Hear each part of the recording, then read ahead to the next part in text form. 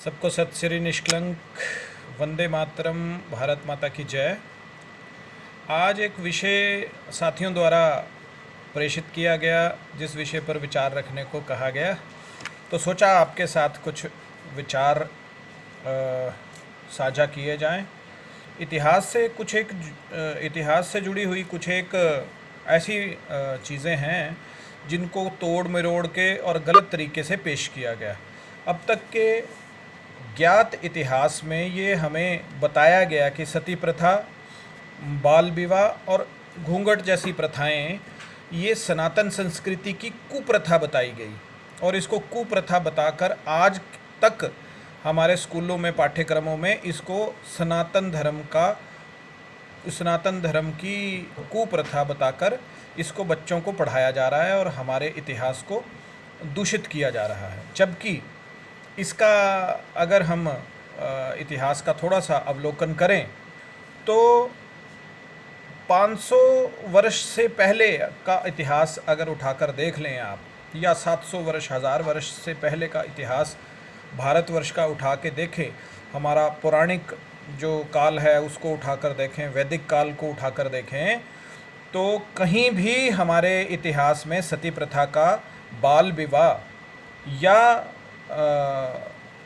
महिलाओं के घूंघट प्रथा की कोई ऐसा वो चित्र जो है वो आता नहीं है।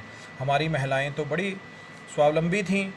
हमारा इतिहास तो महिला प्रधान इतिहास, जिसको हम कह सकते हैं प्रकृति के रूप में, माँ सीता के रूप में या माँ दुर्गा के रूप में। हमने तो गौ माता को भी माता स्वरूप माना है। ऐसी सनातन संस्कृति रही है। तो ऐसी कौन सी, क्यों ये प्रथाएं प्रचलित हुई और ऐसी क्या कारण रहे जिन कारणों के तहत सनातन को ऐसी कोई प्रथा को अपने आत्मसात अपने जीवन में करना पड़ा। इसके ऊपर अगर हम थोड़ा सा इतिहास का दर्शन करेंगे तो पाएंगे कि ये वो काल था जब मुग़लों का शासन भारतवर्ष में था, और मुग़ल काल के बहुत सारे ऐसे चित्रण आज हम बड़े अच्छे स्वर्णिम काल में जी रहे हैं। अब इतिहास की बड़े सारे जो चित्रण हैं वो टीवी फिल्मों के माध्यम से हमारे तक पहुंच रहे हैं, और उनका चित्रण इतना अच्छा किया जा रहा है कि हम उस वक्त की हुई त्रासदियों को आज अच्छी तरह से समझ पा रहे हैं। तो उस वक्त इतिहास कुछ ऐसा था कि आप पर हमला किया जाता था, आपके गांव शहरों और आपके किलों महलों पर हमला किया जाता था। आपके शासकों को मौत के घाट उतार कर आपकी ज़मीनों, आपकी धन संपदा और आपकी यूं कहें कि हमारी महिलाओं पर एक तरह से आधिपत्य जमाया जाता था। अब भयावह स्थिति राजाओं के लिए, तो राजाओं का कोई ज़्यादा लंबा चौड़ा इसमें बात नहीं है। राजा का काम, राजा पर हमला हुआ, राजा या तो जीत गया युद्ध या हार गया तो मर गया, और जीत गया तो कोई बात नहीं है, अगले युद्ध की तैयारी के लिए तैयार होता रहा। ऐसे ही भारतीय राजाओं का ऐसा ही कुछ इतिहास रहा। अब राजा वीरगति को प्राप्त हुआ तो प्रजा क्या होगी, प्रजा का क्या होगा, ये कुछ ऐसा ही चित्रण है कि एक राजा जब राजगद्दी से विस्थापित किया गया, अब उस पर आकर मुग़ल आक्रांता जब आकर एक लुटेरे के रूप में आए हुए लोग, जिनके अपने यहाँ से जहाँ से वो आए थे वहाँ पर उनको खाने की रोटी नहीं मिल रही थी, वो एक लुटेरे, जैसे लुटेरों की गैंग होती है, गिरोहबंदी होती है, ऐसे ही कुछ ज़्यादा संख्या में नहीं थे ये लोग। ये 5-10 हज़ार की संख्या में 20-50 शहरों से वहाँ इकट्ठे हुए, और इकट्ठे हुए पहले वहाँ पर लूटपाट करते थे। फिर इन्होंने बोला नहीं, वहाँ हम अब यहाँ तो हम सारा कुछ लूट लाट के खा गए, चलो किसी समृद्ध देश की तरफ बढ़ा जाए। तो समृद्ध देश, समृद्ध संस्कृति उस वक्त एक ही धरती पर थी, सनातन संस्कृति, भारतवर्ष की ये भारत भूमि। इस पर पश्चिम का जो ये उत्तर पश्चिम का जो हमारा, जिसको नॉर्थ वेस्टर्न फ्रंटियर कहा जाता है, इस हिंदू कुश के रास्ते से होते हुए ये बाहरी आक्रांता भारतवर्ष पर आक्रमण करते थे। अब ये आए राजा, हमारे राजाओं को मारा गया और ये यहाँ पर स्थापित हो गए यहाँ की राज सत्ता पर। राजा का काम तो राजा का काम तो महल में रह के, मुग़ल शासकों का काम तो अपने किलों में रह के अय्याशी करना था। लेकिन ऐसे ही उनके जो सिपा सलार, उनके जो स्थानीय, उनका जो एक पुलिस प्रशासन कह लीजिए जो था, उनका काम ये था कि सैनिक आते थे और हमारी जहाँ पर भी हमारे गांव में जो प्रजा हमारी रह रही थी वो बहन बेटियों को उठाकर ले जाते थे। जो भी महिला उस वक्त ऐसी कथा कहानियाँ भी आती हैं निकल कर कि वहाँ पर हमारी कोई भी बेटी जो थोड़ा सा भी 12-15 साल की होती थी तो उसको उठाकर ले जाते थे। नववधुओं को उठाकर ले जाते थे छुप छुपाकर। अगर हम कोई एक बेटी को बचाकर हम पाल पोस के बड़ा करके उसकी विवाह कर देते थे तो विवाह के मंडप से उठाकर ले जाना, ऐसी कथाएं और ऐसे प्रचलन, ऐसे प्रकरण जब होने शुरू हुए तो लोगों में बहुत ज़्यादा डर भय की स्थिति व्याप्त हुई, जिसके कारण उस वक्त प्रजा के मुखियाओं ने, हमारे सनातन संस्कृति के बुज़ुर्गों ने, संतों ने बैठकर विचार विमर्श किया और ऐसी कुछ पद्धतियों को हमने उस वक्त आत्मसात किया जो सनातन संस्कृति का हिस्सा नहीं थे। लेकिन उस समय की जैसी स्थिति थी उस स्थिति से निपटने के लिए हमने एक किस्म से यूँ कहिए कि वो एक हमारा एक बचाव का तरीका था कि हम अपनी बहू बेटियों को कैसे बचाएं। तो सनातन ने अपनी बहू बेटियों को बचाने के लिए सबसे पहला टूल जो अपनाया वो टूल था घूंघट। कि बच्चों को सिखाया गया, बेटियों को, बहुओं को सिखाया गया कि भाई घूंघट में रहो। दूसरी बात उनको ये सिखाई गई कि जैसे ही हमारी कोई बालिका 12 वर्ष पूर्ण करती थी तो हम उसका विवाह निश्चित कर देते थे और बाल विवाह को ही हमने प्रचलित कर दिया। 12 वर्ष की आयु में हम विवाह करते थे, लेकिन यहाँ पर बाल विवाह को भी गलत प्रचारित किया गया। बाल विवाह में ऐसा नहीं था कि बेटी को 12 वर्ष के का ब्याह के हम उसको यानी कि प्रसूता होने के लिए या बच्चे पैदा करने के लिए हमने उस पर कोई अत्याचार किया, ऐसा नहीं, बिल्कुल कतई नहीं था। इसको गलत प्रचारित किया गया। 12 वर्ष की आयु में विवाह होता था और 16 वर्ष की आयु में उसका 16 वर्ष तक वो बालिका विवाह के पश्चात अपने माता पिता के घर में ही रहती थी और 16 से 18 वर्ष की आयु में जब एक निहित काल, जब एक मुहूर्त निकाल के उसको फिर अपने पति के यहाँ उसको भेजा जाता था। इस रिवाज को हर जगह पर, हर राज्य में अलग अलग नामों से पुकारा जाता है। तो बाल विवाह क्यों किया गया? क्योंकि हमें अपनी बेटियों को बचाना था। इसके बाद आ जाता है, अब बेटियों की शादी हो गई, शादी हो के अब उसका पति किसी कारणवश अगर मृत्यु को प्राप्त हो जाता है और नववधु है, जवान महिला है, अब उसकी रक्षा कौन करेगा?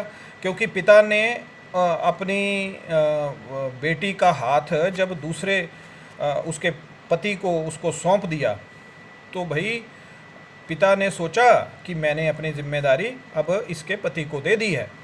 अब जब पति मृत्यु को प्राप्त होता है तो अब उस महिला की जिम्मेदारी समाज उठाए या उसका परिवार उठाए। क्योंकि जब भी ऐसा कोई प्रकरण होता था, जब नववधु का पति स्वर्गवास होता था तो तुरंत फिर वही जो गुंडे सैनिक थे वो आते थे और उसको उठाकर ले जाते थे।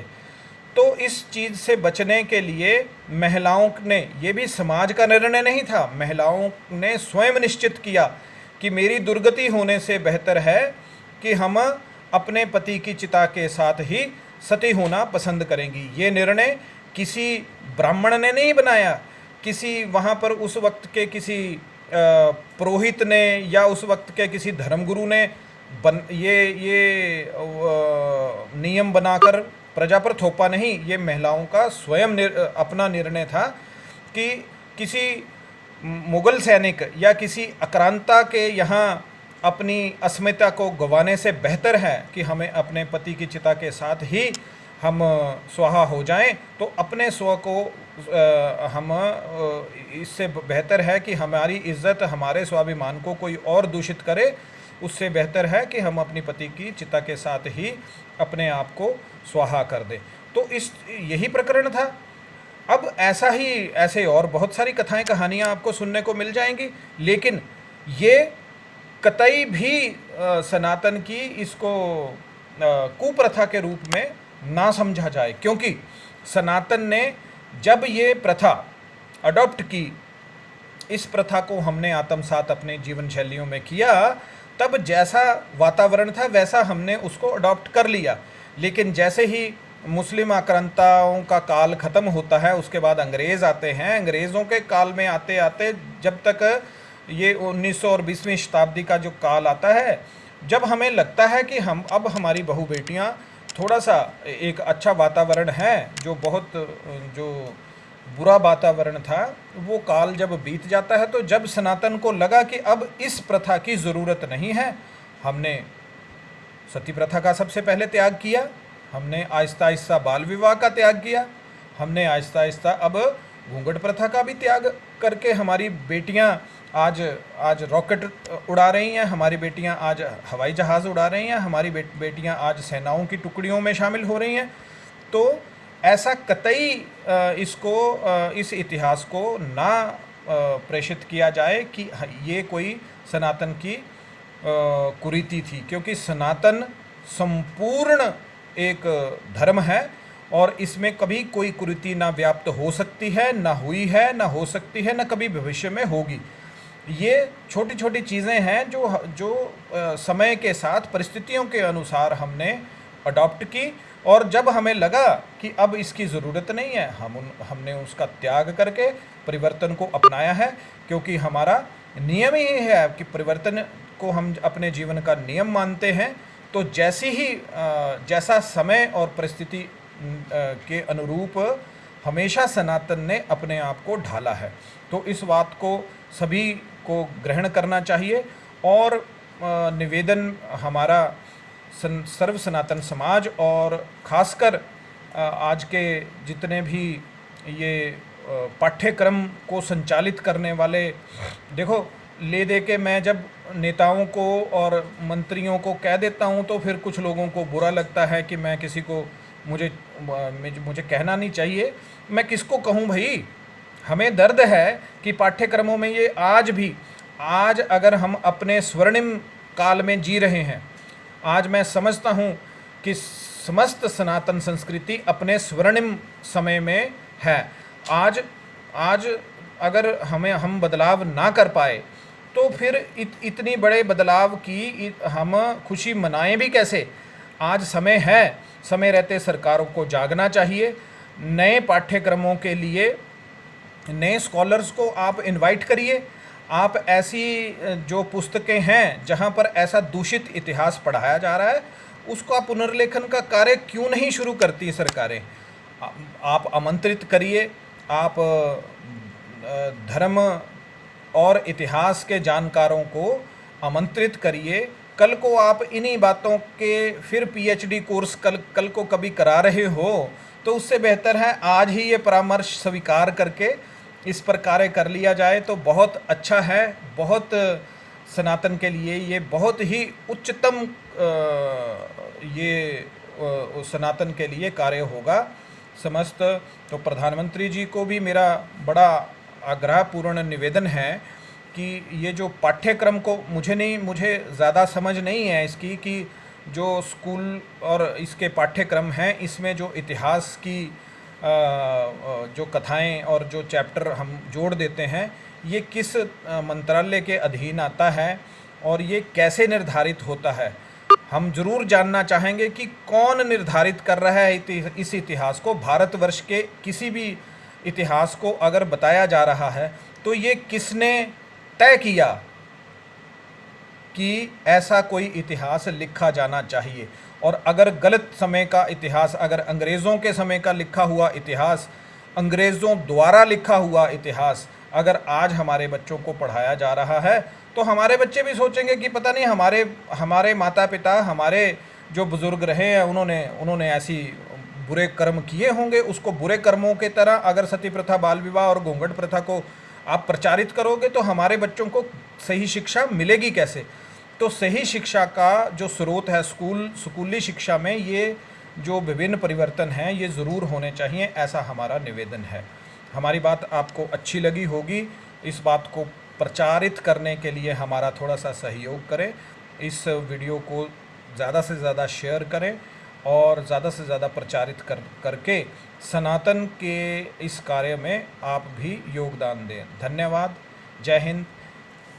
वंदे मातरम। भारत माता की जय।